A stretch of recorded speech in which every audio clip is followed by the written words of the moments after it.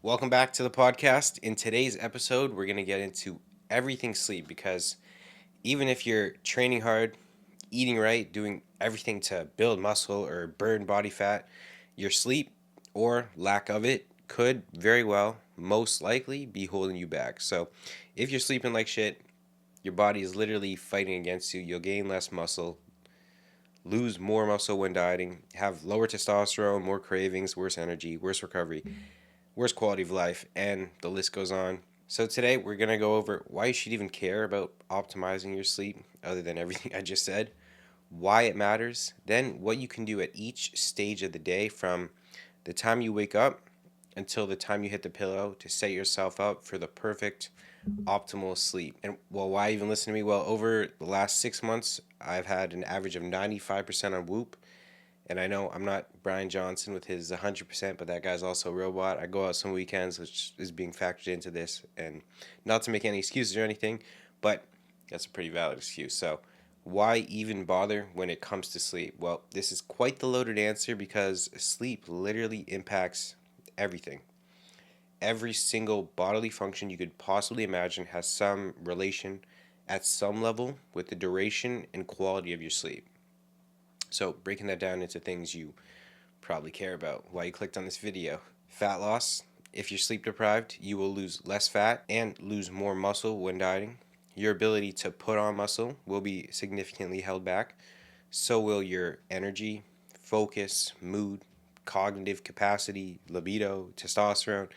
You get where I'm going. So, if you find yourself training hard but not seeing results, if you're in a fat loss phase, you're not losing fat, maybe you're constantly tired, you're more prone to stress and irritability, your cravings are high, you wake up tired. Those are just a handful of indicators that, while it's not limited to, there is a decent chance it's potentially down to your sleep. So, if you have goals that have to do with your physique, your performance, not just physical, mental as well, recovery, and you're not doing what you can to optimize your sleep, you're shooting yourself in the foot. You're like driving a Lambo on a highway with not a single car in sight. You obviously want to floor it. You're slamming your foot on the gas, but your other foot is sitting there pedaling the brake. So what can we do to optimize our sleep and take our left foot off the brake? We're gonna start right in the morning. Right when you wake up, try to get sun in your eyes. Exposing yourself to natural light outside first thing in the morning helps regulate your circadian rhythm, supports your body's natural cortisol spike it rises in the morning, and sets the stage for sleep that night by increasing your body's melatonin production when it's time to go to bed and hit the pillow. So, as the day goes on, you want to try to expose yourself to sunlight for at least an hour if you can. I live in Canada, and in the winter it gets ridiculously cold, so I'm not going to get out in a take my shirt off and expose my skin to the sun. People are gonna be thinking I'm on some type of drugs or something, but even your face still makes a difference. The second thing we want to do or focus on around midday is cutting caffeine consumption off by at least 2 p.m. Caffeine has a half life of about 4 to 6 hours, meaning if you consume 300 milligrams at 2 p.m., you will still have a significant amount of caffeine in your system when you're trying to go to sleep. And even if you say, oh, that doesn't affect me, I'm still able to fall asleep, you're one of those guys, crush a caffeine, like an energy drink at like 7 p.m., you're still able to fall asleep, you very well could be a fast metabolizer of caffeine. They do exist. Or the more likely scenario is you're falling asleep, but the quality of your sleep is getting negatively impacted. So I also want to mention that getting your fluids in and then tapering them down as you get closer to bed is ideal so you're not waking up to use the washroom. Now, we got outside for our sun exposure in the morning. Midday, we spent some time in the sun as well as cut caffeine off around 12 ideally, 2 p.m. the latest. And now we are in the evening approaching bed. And this is where things can start to go sideways. So, first, about an hour or two or so before bed, you want to start winding down. So, stop doing anything really stimulating like work, hard tasks that require a lot of focus and effort, any physical exertion, and start signaling to your body like we're shifting down gears, we're going zen, doing something common, watching a show, reading a book, light stretching maybe, take a hot bath or shower, because when you get out, your body temperature drops, which help you get into deep sleep. Ideally, you almost create your own like bedtime routine, same exact thing like you would for a morning routine. You have a sequence of things you do that you're consistently doing before bed to signal your body it's time to get into them good quality sleep. Second, try turning off devices, phone, computer, and TV an hour before bed. The blue light emitted from these screens will directly inhibit melatonin production, the hormone that makes you feel sleepy, so it will make it much harder for you to fall asleep and then enter restorative stages of sleep. So if you do want to use a device like I do, I watch Netflix or some type of show before bed right now. Mobland's crazy, loving that show. Then I would highly consider wearing some quality blue light blockers before bed, or using apps like Flux or Twilight to reduce blue light exposure on a computer. Another hack is using the accessibility shortcut to change the color filter on your phone to red. So around 9, I'll press a button on my phone. 8:30 probably most nights. I'll press a button on my phone so my screen goes red and there's now very little, if any, blue light being emitted. So that's a hack you should absolutely do. So now you know that blue light will suppress your melatonin. I hate to break it to you, but your overhead lights will as well. So if you're someone who just has all the lights on in their house at like 10, 11, your melatonin is taking a pretty big hit. And unfortunately, it only takes a very small amount of light in the evening to have a big impact on your sleep. So if you can, I appreciate you can't always control every variable, but dimming the lights at a bare minimum will go a long way. If you're feeling dangerous and you want to nerd out on some shit that will probably have minimal impact, but you do it anyway to make yourself feel better. Red light lamp or red light in the evening. I got these red light bulbs, and honestly, they weren't that expensive. I got them from a company called Bond Charge. I also got a red light lamp from the same company, Bond Charge. I just turn all my regular house lights off and just red light goes on, so I'll just use the lamp. Or in my room at home, I have those red light bulbs. Flip on the switch one more time, and it goes red. So those are super cool. As a morning setting, more blue light, and then you flip it twice. It has a regular daytime setting, and then if you flip it again, it has like an orange reddish nighttime setting, which is pretty sick. But not saying you got to go do all that, but as long as you're dimming the lights in your house and avoiding blue light, and really avoiding those bright overhead lights like those gas station ones, you're pretty safe. Like you're kind of chilling there. So next is how can we optimize our sleep environment?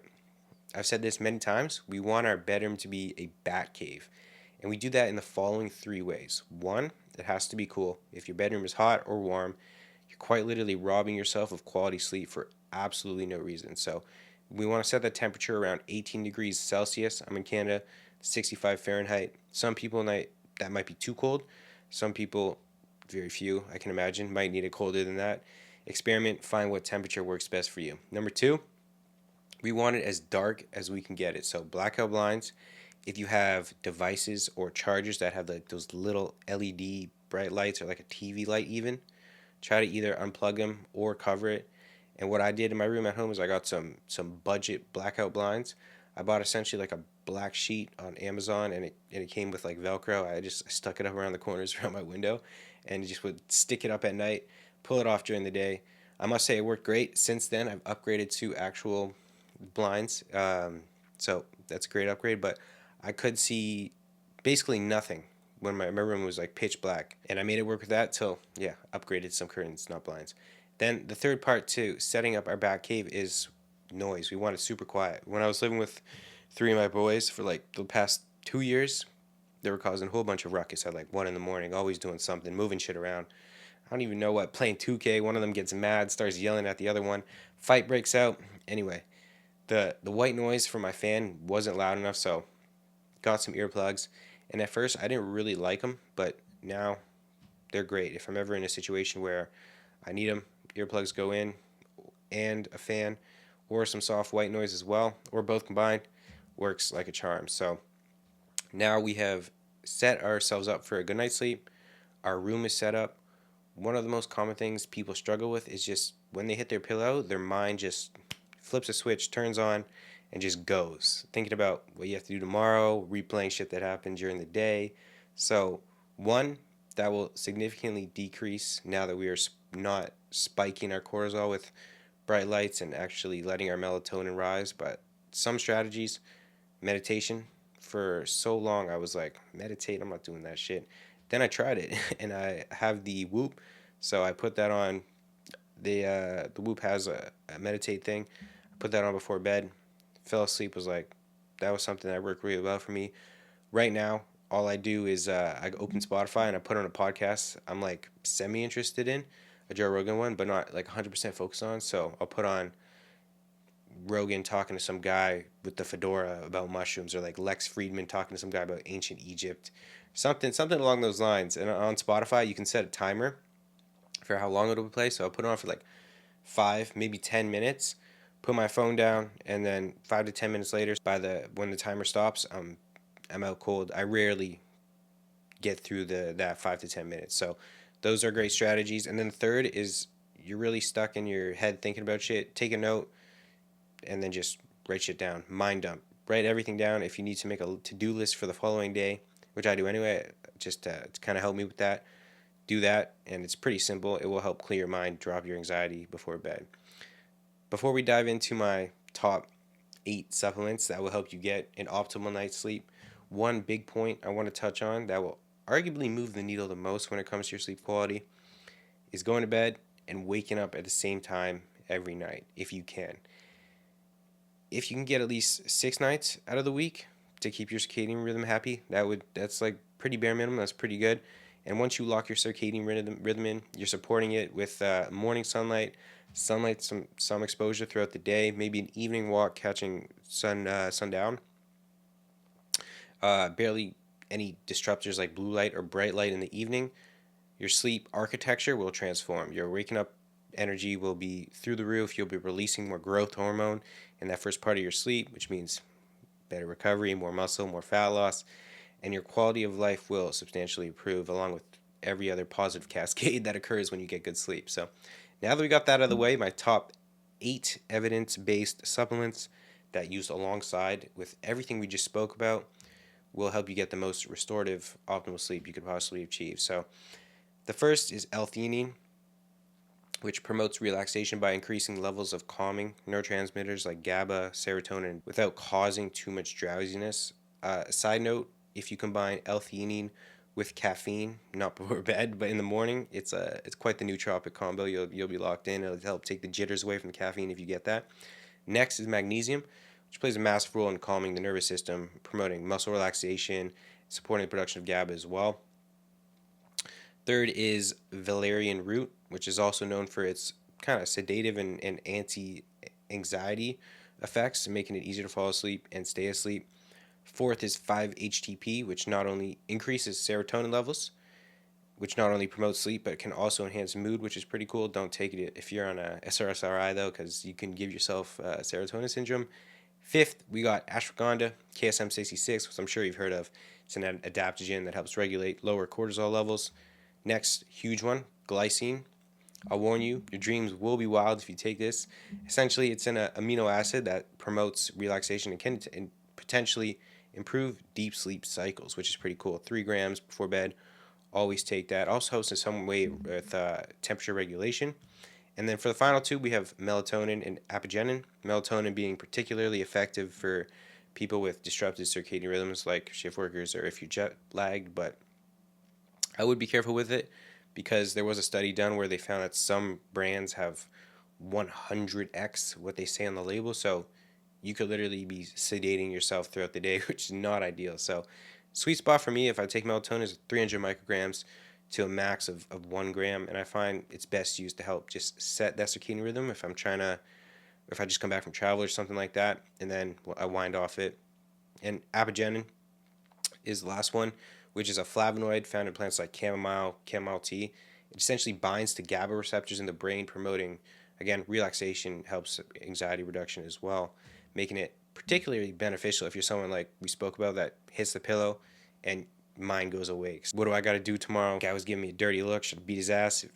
But if that's not you, it might not be of use. And this isn't a supplement, but something I learned from Dr. Matthew Walker is that having kiwis and cherries before bed can be beneficial towards sleep quality and duration.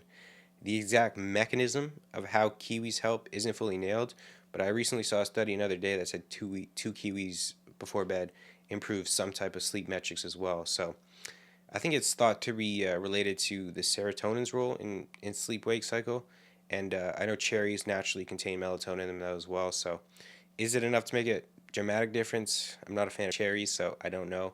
However, I always say I do always include kiwis in my clients' meal plans most of the time in their last meal. And anecdotally, could be placebo. They have, and myself have noticed a tiny effect. Again, we're combining it with our supplementation, so there's no control, but why not give it a try? Even if it doesn't improve your sleep, you'll get some vitamin C and antioxidants, which definitely don't hurt. So you can experiment, find which of those, what combinations work well. There's some great sleep products out there. I'm not affiliated with any of them yet, so feel free to reach out with the ones I use. I use Momentous sleep packs all the time. Those are great. Quite expensive though. Thorn makes a good one. A company called Protect with a K. They make a good one as well. And there's a ton more out there, but that's all I can think of off the top of my head. And lastly, I wanted to touch on sleep tracking, like the Aura, Whoop, any of those. I think the Apple Watch as well maybe tracks. I feel like if you haven't tracked your sleep before, you should for at least a period of time because often, very often, people may think they sleep good, but in reality, they have absolutely no idea what good sleep feels like. So, having that objective data to see, oh, I thought I slept 8 hours a night, but I actually got five and a half, six. I was just in bed for 8 hours. In my opinion, is extremely valuable. And if you've heard the saying, what gets measured gets managed, it couldn't be more true, or what gets measured gets improved. That's a statement I live by. So that is a wrap on today's podcast. Hopefully, you can now sleep like a baby and watch what happens to not only your quality of life and how you feel day to day, but of course, your physique, your fat loss, and muscle growth outcomes. And then when you combine optimal sleep with an optimal approach to transform your physique, which I go over in this podcast here, well, you make some insane progress to say the least. If this helped you in any way, I'd appreciate a like. If you have any questions, feel free to drop them below in the comments. If you're watching on Spotify, I don't really know what to ask for you yet. My bad, I'm new to this, so do I don't know if you rate the show, maybe share it to someone who you think could level up their sleep. And now that your sleep is on lock, if you want to completely transform your physique, like I said, this podcast will help you here. Or you can click the link in the description, get 30 days of free advice along with meal plans, training plans, and everything you need to transform your physique and life. Peace.